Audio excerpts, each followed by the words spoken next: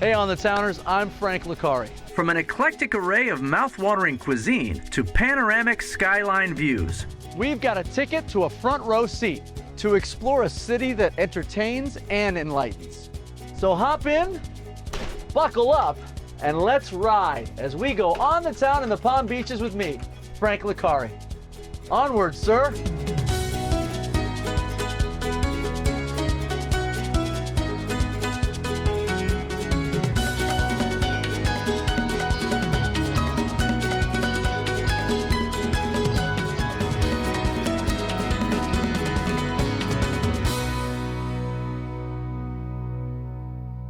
This program is brought to you by Discover the Palm Beaches. Visit thepalmbeaches.tv for more information. West Palm Beach is known for its rich history and cultural diversity. A lot has changed over the years. Let's meet the man who plays a pivotal role in the growth and direction of the city. What was your mission when you came in? I wanted the city to be a community of opportunity for all. I wanted there to be something in West Palm Beach for everyone. You've been in service for so long. Mayor it's a big step. Well, 8 years as a city commissioner, the mayor's seat opens up and I threw my head to the ring. I did it because I was interested in serving my community. It's always been a desire of mine. I thought I knew the city when I was a city commissioner. That's a part-time position, right? And I thought I knew what I was doing. Right. I get over to this side of the hall, and I don't even know where the bathroom is. Right. So there was a lot of learning that I had to go through. Not only learning the job, the ins and outs, but learning how do you carry this mantle as mayor. The other thing that was very important to me is ensuring that as we grew as a city, that the benefits of the growth would extend to all four corners of my city. West Palm Beach has seen growth spurts before in the past. But inevitably, there were certain neighborhoods, certain communities, certain zip codes that were left out and left behind. So I felt it was incumbent upon me, particularly being the first Black strong mayor, that I didn't let that happen again on my watch. And so it's been very important to me that this growth is inclusive. People are becoming divisive that way, right? And it takes us, or not me, but somebody like you to change that. If you'd asked me 15 years ago, or told me 15 years ago that I would one day be mayor of this great city, I'd have told you you're crazy, because it wasn't on my radar. It was not anything I even imagined myself doing. What are we going to do next? Yeah. You need a campaign manager? Do you need somebody to... But this has been a labor of love thus far, and so I'm going to continue this ride for the next 3 years. We'll see what happens. Getting around town in a cost-efficient and environmentally friendly way is just one of the challenges the head of the Downtown Development Authority faces. Let's meet Raphael Clemente. Your job, I would think, has gotten more involved over the past few years because the city's been growing, the programming has been growing, people visiting in record numbers. How has the city changed, in your estimation, over the last few years? West Palm Beach, particularly the downtown area, has changed dramatically over the last, say, 15 years. Yeah. The Downtown Development Authority's role here has also changed dramatically. We were primarily an economic development organization, and now we've really evolved into a community development organization. We have a tremendous neighborhood here. Yeah. You know, we're approaching or at 10,000 residents in downtown. So quality of life is really a key element of what we deliver as a special district that serves downtown West Palm Beach. We get our best ideas from our community. Sure. Whether it's the business or residential community. In many ways, our best role is enablers. Yeah. Right? Can we make those great ideas happen or help them happen? We want to work with local, unique, authentic stuff. So I think that authenticity is a big part of our charm and our value. The buzzword to me is community, and the energy here is palpable now. Am I right about that a little bit? You're right about that. I think that the difference, the special sauce in a place is people. Yeah. It starts to build that feel of a community, of a neighborhood, and that's what we have here. Yeah, because you bring people, but you have to service them. When I come to work every day as a public sector employee, that's top of mind for me. Is there's people coming here every day to make this place their home, their business, investment, and how do we stay in step? West Palm Beach is situated along the Intracoastal Waterway. and a visit would not be complete without a trip on the water. We're climbing on board a catamaran for a bird's eye view. I don't feel like I'm on a boat, right? I feel like I met you at a little club. Cool little. Yeah, it's very cool. So how did this all begin? So we've had a 50-foot catamaran for years and years and years. That's been the Hakuna Matata, very busy, and we grew to where we needed more. Over the 20 years of having that boat, we figured out a lot of things that we wished we had, and if we could only do that, and if we could only do this. So we literally built this custom from ground up, every single inch of it. People are dancing every single trip. Is that and right? we do dinner cruises and we do charters. Little and floating club. It's so much Yeah, I fun. like that. We take off from here, and where do we go? Where do you take everybody?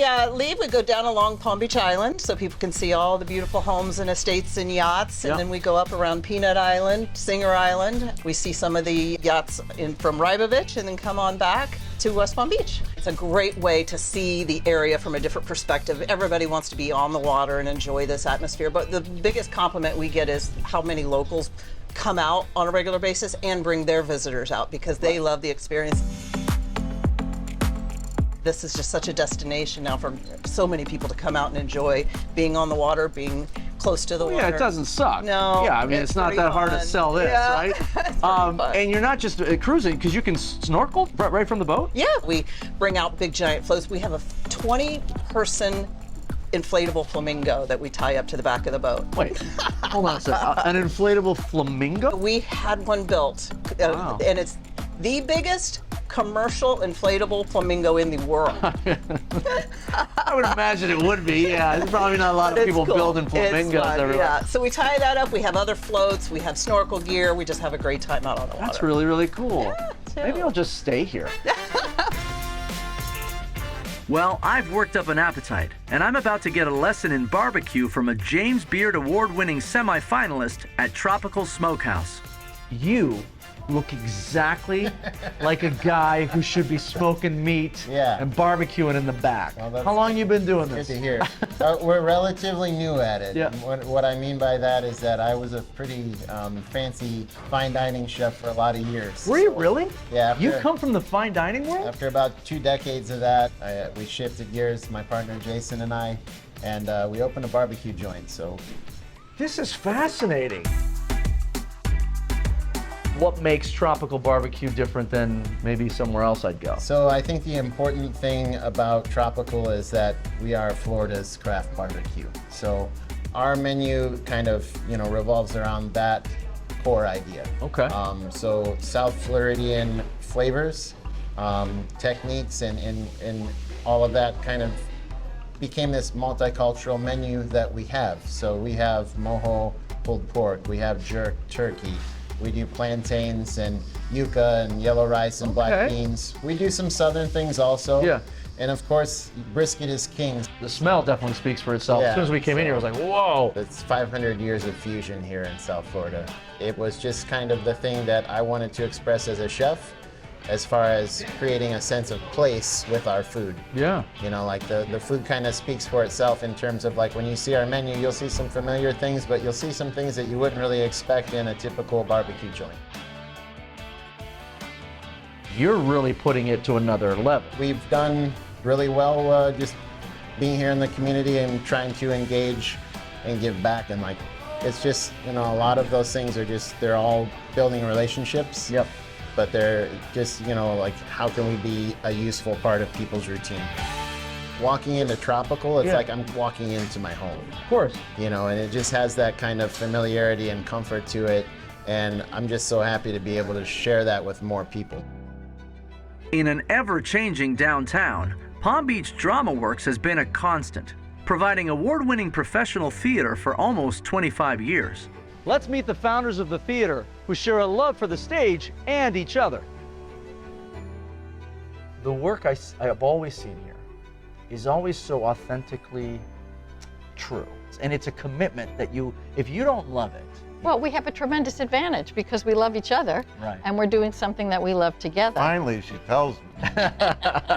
But it makes it so much easier when Yeah. you're working with someone that, your vision is the same. And we have great segregation of duties, but we put our energy together. When we first started, We were just putting on plays that we could afford and casting ourselves and casting our friends. And then when I started to push the envelope and do the kind of plays that I gravitate to, the community started coming forward and saying, keep doing it because nobody in the community is doing this. Yeah. But that's how we started, just by picking plays that were kind of intellectual and had relevant themes for the period. And our slogan soon became theater to think about. You know, we create all the art on our stage. Yeah. So we're making the costumes, we're building the sets, we're rehearsing the actors. And recently, you know, of course, we're also creating the words. I think as a regional theater, first, you have a responsibility to develop new work. And about 10 years ago, I started the Play Lab upstairs and having an annual play festival. Just like an actor feels that charge, you do as an audience member too. Of course. That's exhilarating to be in the audience when you know you're, especially in a premiere play, that you're in that first audience and something that's going to continue to grow. That's just really exciting. It is, And, absolutely. Yeah. We're very proud of being able to hire some of our local artists. All the time. All the time. I think about 50% a year of the artists that we employ, and we employ about 100 artists a year, you know, both on stage, off stage, you know. Well, it's interesting because I've never been in a show here. It's really, Uh-oh. I think there's a... I don't know if anybody, Uh-oh. I think I'm there's just- something going on here. just think about it, that's all I'm saying. Now, we're headed to a popular Sardinian-style restaurant where we're all speaking the same language. Oh, qui facciamo la tipica pasta sarda, la fregola ai frutti di mare. Utilizziamo la fregola, che è una pasta di semola. Special ingredient. This is saffron. Yeah. Oh my goodness. Yeah. Oh, look at you with the oh, so much style. Oh, wow. Oh man, look at that. Look at that color. Yeah. Two sisters from Michigan. Yes. Italians. Our parents are born in Sardinia, and we would go there in the summers. That's where we spent our summers. We love the island. And Sheila and I were stay-at-home moms for 15 years. Oh, wow. Honestly, we never ever pictured ourselves in the restaurant business. We have a love for our island. We have a love for Sardinia. Like, that's our passion. The food, the culture, the lifestyle, the family setting that you have when you're there. And when we met Andrea, our chef, he felt like our brother or our cousin, and we just really gelled together. Him with the creative side with the menu, and Sheila and I doing the boring stuff in the background with the marketing and the the important accounting stuff. and the business plan. We love this thing of, you know, having fresh ingredients, bringing everything from the field to the table. And it's something that is magic about Sardinia to me. Yeah. We try to embrace the beautiful simplicity of life. Yeah. Sardinia specifically, it's a very unique place. Absolutely. So Sardinia over thousands of years was invaded by different cultures. So we have a lot of influence from the Middle East. We have a lot of influence from Africa, from Greece. So these different influences that have affected our culture for many years is so diverse. This is a pecorino, 18 months aged pecorino cheese from Sardinia. Yes. And what do we do with this? We will do a tagliolino cacio e pepe with some fresh black truffle shaved on top. Are we gonna light it on fire? You want to light it? Yes, I'd love to light. Of course. I love do it lighting now? things on fire. Yes. Just a little splash. The smell is fantastic. Yes, it is. All right, and here comes the pasta. So this is, everyone, this is Chef Andrea. Look at this. Assolutamente. Vai. I'm gonna do the what? All I'm doing is shaving some truffle on top. Basta così. Un altro Di po'. più. Bravo. Fantastico. Bravo. Wow! Look at that. Give me that right here. Look at With this. the big This is how they serve it here at Zona Blu. Big forks for big appetites. I gotta try this. I'm not waiting for the. Look at this. Oh my God. Buon appetito. Come on. Oh my God.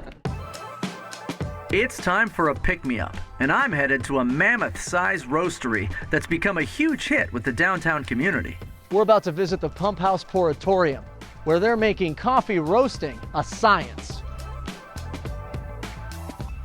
But this is a natural process coffee from Colombia here that you can even just smell the flavor off of it with the natural process. Brings in a little bit more wininess as they allow the coffee cherry to dry around the cherry or the bean prior to processing it. And it just creates a little bit more intensity to the flavor of the coffee. That smells a little winey. Yeah. How long have you been at this? So we officially launched our business in April of 2016. My brother was a yacht captain formerly by trade, and that makes sense. The natural progression from yacht captain to coffee roaster. Ultimately, my brother started researching into coffee, really understanding between either more of the commodity-driven industry, but also saw that there was this burgeoning specialty coffee industry. That was really where we saw there could be great opportunity for us. So your brother's a yacht captain. What are you, a train engineer before you get in here? What do you do? Like... Well, I was following in our parents' footsteps and went to law school and passed the bar and became an attorney. Whoa. And so instead of having to either go to trial or stare at contracts, now I get to sling coffee at the West Palm Beach Green Market. We're able to do around 2,000 pounds of coffee per day on this roaster when we're in full production swings. We saw this space. We knew it was a very unique opportunity to bring a roastery, retail cafe, and training lab all in one, to where we can really showcase what our approach to coffee is, as well as bring the sights, smells, and the whole senses of what we do on the production side. Look at this and then dude. Bobby's got the sweet pour. Look at this dude. Wow. Cheers. Cheers. Yeah. Oh, is that smooth? Yeah. It's a 50% Honduran wash coffee with a 50% Guatemalan natural coffee. So you know that little wininess that we smelled? You'll taste that on the back end of your sips of that natural coffee shining through in the espresso. Have you been to Mount's Botanical Garden? No matter when you visit, there's always something new to see and experience. This is Origami in the Garden. 20 sculptures merging art and nature. This is Windows on the Floating World, and it couldn't have been a more perfect place to put one of the origami exhibits. We do an exhibit every year, and this year it's Origami in the Garden, which is the largest exhibit we've ever done. And there's 20 larger-than-life sculptures located throughout the garden that are based on paper folding origami designs by master designers from throughout the world. And the connection is the obvious connection that paper, tree, right? Is that what we're trying to do? Exactly. But gets it back to earth? Paper came from plants, and it's an ideal match. I'm seeing people strolling with little carts behind them. What's happening right now? Absolutely. Today is one of our 4 seasonal plant sales. We do them in the summer, winter, fall, spring, and we bring in vendors from all over the state that have succulents, orchids, all kinds of butterfly trees. And it's open to come out and not only explore the garden, but find all kinds of unique and rare plants. It's like a plant farmer's market. Exactly. Right? It kind of winds around. We have 25 different display gardens. And is that right? All is that of many? them, 25. Wow. That all have a different feature. One thing that's really cool here is that most of what you see here in the garden is all things that you can plant here in the South Florida tropical climate. Oh, smart, right. So anything I can go home and I can purchase it here. You can purchase it here and then take it home and plant it here. So it's like an outdoor museum. That's really cool. Now, if I call up, can I get a tour? Absolutely. We do group tours. We have all kinds of programming classes, workshops. So we have programming, 30 plus programs happening every month. That's our mission, to inspire and educate through nature. So everything we do is about educating. Yeah. You're probably wondering where I am. I'm at the Bunker in West Palm Beach, home to one of the most unique and eclectic art collections in the world. Located inside this vast building is less than 2% of the total artwork from the Beth Rudin DeWoody collection. Talk to me about the history of this place. How long has this art gallery been here? We got the building in 2015, and we've been mounting exhibitions since 2017, inviting the public to come and see our big toy box here. Speaking of toy box, I read, am I wrong, that this used to be a toy factory? It was a toy factory, originally built in a toy factory in 1924, and was a toy factory until the Second World War, when it switched over to make munitions for the war effort. Wow. Switched back after the war to make a toy factory again. Probably was a toy factory to the end of the 70s, went defunct, and became a plethora of things. We do one show a year. We open in early December, and the shows run till May 1st. Then over the summer, the shows are de-installed, and new shows are put up in the fall. And when you say shows now, this is not open to the public 24 hours, like you're not coming 9 to 5 and just walking through. We're a semi-private space. Anyone can come. You just have to make a reservation, and we have individuals or groups can come. So you can take a private tour if We you want people to see it, because the more eyes that are put on it, the more educated eyes there are in the world. The work wilts in the crate and thrives on the wall. Out you go. It'll do so much more good. God, that's a great quote. Is that yours? Yes, it is. Wow, that's a great quote. What makes this different in your opinion? She scours and devours Mr. Woody. Yes. She is a very unique / unconventional collector, and that's what makes it so wonderful. You know, it's a feast for the eyes in here. It really is, because you've got sculpture, you've got installation, paintings, photography, drawings, everything. Assemblage, you name it, it's here. And we don't privilege anything, meaning the hierarchy of art would like it has a blue chip artist should be next to a blue chip artist. We mix it all high and low. So the library is kind of a Wunderkammer, wonder cabinet, or cabinet of curiosity. So wherever you look, it's kind of intrigue and joy and wonder. Oh, wow. How cool is this? Founded in 1982, SunFest is Florida's largest waterfront music festival. Held annually in downtown West Palm in May, it has more than 85,000 fans rocking and rolling every year. Let's meet the executive director. Here we are, right on the edge of the water here, where it's like so expansive and open and beautiful, but once a year, people converge from all over the place, and this place becomes a whole other thing. Talk to me about the history of SunFest. SunFest was started 40 years ago by a group of local business people that said, we want to bring something to the community to bring people from all over for that point, to drive economic impact for downtown West Palm. And they had this vision of creating an event to bring people of all walks of life, all genres, bring them here and celebrate what Palm Beach County has to offer. SunFest is a 501c nonprofit that was founded by the community, the members of the community, and it's still that way today, 40 years later. And we're, I think, most proud of that, of how it's community-based. The community puts the festival on. There's only 4 of us on staff that do the work. Wow. Super small group. It's really the community that makes up the festival. And it's an eclectic mix of music, right? When we first started, it was jazz? We started as jazz. Yeah. It was jazz focused. We try to program a little bit of everything. We're not trying to be the biggest music festival in the country. We're trying to be the best community-based music festival. I love that you have headliners, names that you know, and then also local bands. Correct. Right? Because if you're a local, you can apply to get on the stage. We have a Fresh Local Artist Series where we have over 300 applications every year, easily 300 that come in, and those local bands to try to have the chance to perform before a headlining act. Yeah. And it's really a great opportunity for them. They love to see their name up against a headliner name like that. That's the cool part about it, is that you really are, like, you're right here. Right. You're right on the water as you're watching your favorite band, which is a cool thing. You know, we're a community coming together to put this on, but it's for the benefit of our community. It's time for a sweet treat, and I'm ready to be transported to the south of France. Let's meet the maître boulanger of the Paneterie French Bakery on Clematis Street.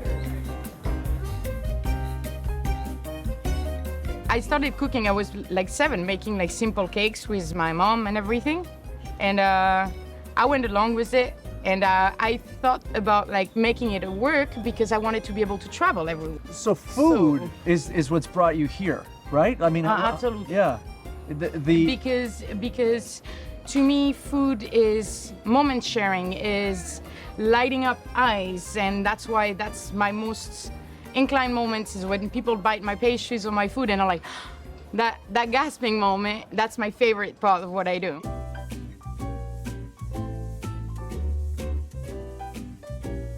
you have a secret to what you do, right? Like, what's your thing? Like, To do it with love. That's the only thing. yeah. I did wrote it in my mirror in my store, do it with love or don't do it. I mean it in every way of the aspect of my life. The variety of stuff here is obviously overwhelming because I love sweets. It's okay, you're gonna be fulfilled. Now, if I leave your place only having one thing, what's the thing that you would say? It's these, the cream puffs. Yeah. That's what you're known for? I get all my customers addicted to my cream puff, period. Wow. Like, it's a promise. Wow. I do not doubt it for a second. No. So once I bite this, I'm forever change your life forever forever. transformed. That's what's gonna happen? It's Wow. light and fluffy. Wow. You weren't kidding. No. What are you doing different here? What's going on in here? This I is will not tell. Oh my God. But there is vanilla, there is pastry cream, there is chantilly. This is unfair. Absolutely. This is unfair. It's been a great time as we've traveled throughout this eclectic city to explore just some of the music, people, food, fun, and culture. We hope you'll get out and enjoy everything the Palm Beaches has to offer. In the meantime, I'll still be here enjoying this great scenery. See you the next time we go on the town in the Palm Beaches with me, Frank Licari. Come on. Look at this. Oh, where's my fork? This program was brought to you by Discover the Palm Beaches. Visit thepalmbeaches.tv for more information.